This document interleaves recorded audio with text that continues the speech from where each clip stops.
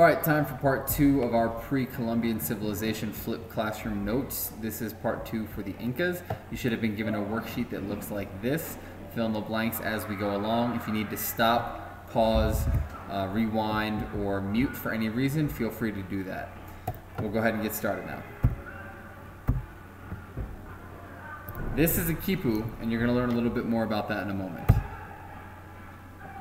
Section 1, the rise of the Inca. In the 1200s, the Inca civilization emerged in the Andes Mountains of South America.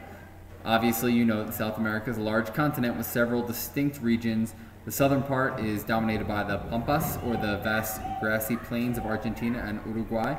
The Andes Mountains line the western edge of the continent. A high plain called the Altiplano, centered in Bolivia, is the midpoint of the Andes mountain range. The Inca would name their emerging empire Tawantinsuyu, which means the land of the four quarters. They named it this because they believed they had conquered the whole world, not knowing how much further and how much more vast it really was. And from the top of the second highest mountain range in the world, seeing as far as they could see and realizing that they had conquered everything that they could see, it must have seemed like they conquered the whole world.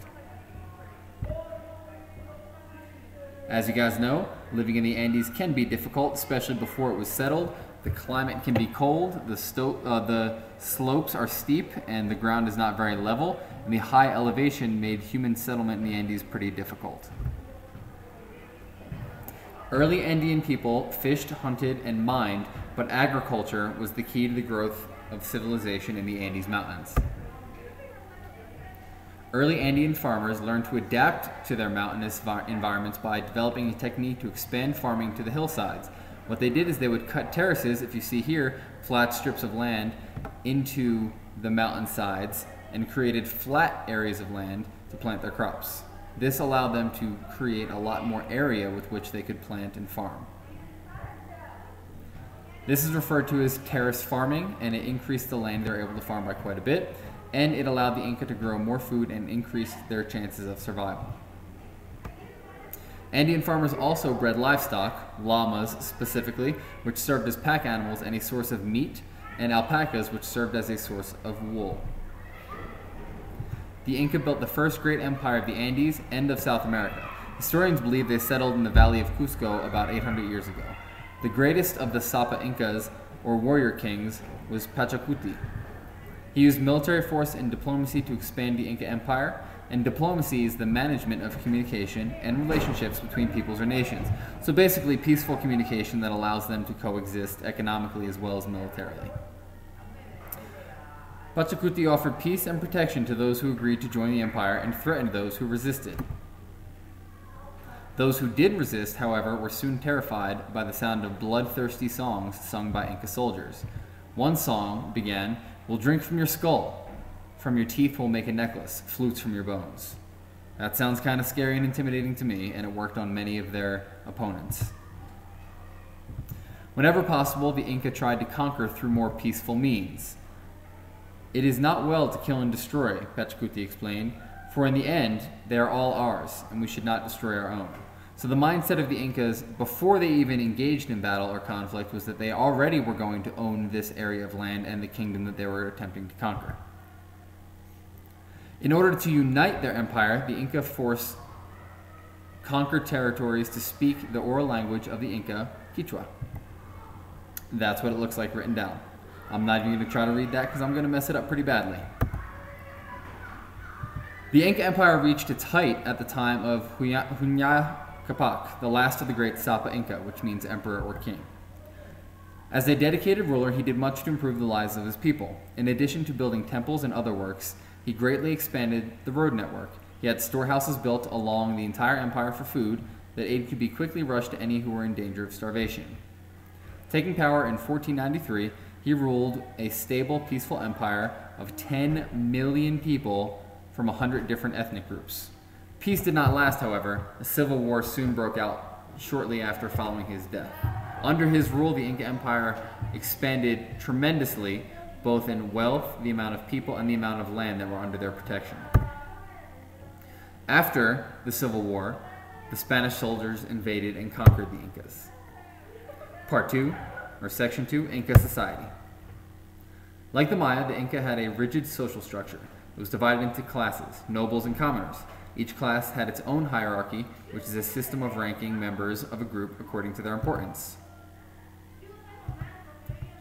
Under the Inca social hierarchy, there were nobles, including nobles by birth, appointed nobles, and curacas. There were also commoners, which were the peasant farmers and the workers. In Inca society, there was no private land or property, and commoners lived in an area called aylus, which were basically like villages owned on common land. It was a group of related families that lived in the same location and shared land, food, and resources. All Inca land was considered communal property, meaning belonging to the government, belonging to everyone, which means it was owned by the government and managed by the government. The state divided land into three parts: one for the government, one for the priests and religion, and one for everyone else. Commoners were obligated to work the land for the government and religion before they could even farm their own land for their own resources and their own food. For state projects, commoners were also obligated to supply labor, which is known as the mita, or labor tax, and it included military service.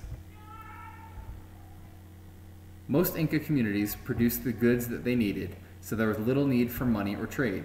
The Inca ran on the barter system, which is where you trade for one good that you need, you trade a good that you have extra. You did not have money. Like the Maya, the Inca worshipped many gods, meaning they were polytheistic. Viracocha was the creator god, but the most important god to them was the sun god, Inti. The Incas believed that they were descended from Inti and owed him special worship.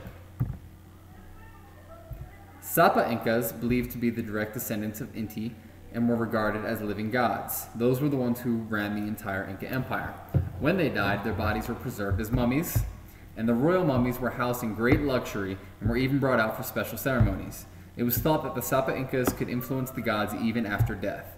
So if there was a big party or someone just became king, previously deceased kings and their mummies would be brought out to celebrate as part of the party. Now, I've never been to a party where a bunch of dead people were hanging out, but that's how the Incas did it. Section 3, Inca Achievements.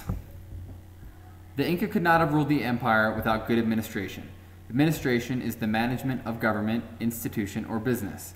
The government was split into quarters, and each quarter had a governor who was noble by birth. These officials made up the Supreme Council and reported directly to the emperor. Below this, the administration was the responsibility of the curacas, or local chiefs. Other than organizing their empire, the Inca tried to unify their empire in other ways. As mentioned before, they imposed their spoken language, Quichua, on the conquered people, so all members of the empire spoke the same language. Government officials used messengers to speed communication and reports across the empire.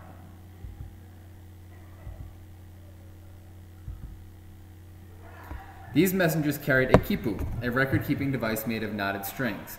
The Inca didn't have a written language, but they used these to keep track of dates, important people, important historical events, as well as tax records and any other government information. The Incas used these quipus as well to take the census, which is a population survey, which the government used to manage the resources for their people. With their efficient administration, the Incas created an early form of what we call today a welfare state. This is a government that takes responsibility for the well-being of its citizens. In times of crisis, such as crop failure, droughts, or natural disasters, government officials would distribute food and clothing to those in need. In return, the Incas lived under strict controls and law. But by honoring government rules, citizens could be assured a secure place in society. So if everyone followed the rule of the government, even if it was very strict, and paid their taxes, worked through their labor, did not steal, did not lie, were not lazy, and made sure that they contributed to society, society would take care of them as well. The Incas were also excellent architects and engineers. Buildings were made out of large stone blocks that were fitted perfectly in place. They did not need mortar or cement, and many of these structures still stand today, even through all the earthquakes in the Andes Mountains. The Incas engineered more than 15,000 miles of roads, tunnels, bridges that crossed deserts, mountains, and jungles, and connected the entire empire. This road system tied the empire together, and soldiers and messengers could travel easily from one place to another, and many of these roads are still around today. Inca artists used gold, which they called the sweat of the sun, and silver, which they called the tears of the moon, to craft fine objects such as jewelry, dishes, statues, and wall decorations. They also wove fine textiles, which are cloth items, which they valued more than gold. They were richly colored and patterned, clothing out of alpaca wool or llama wool.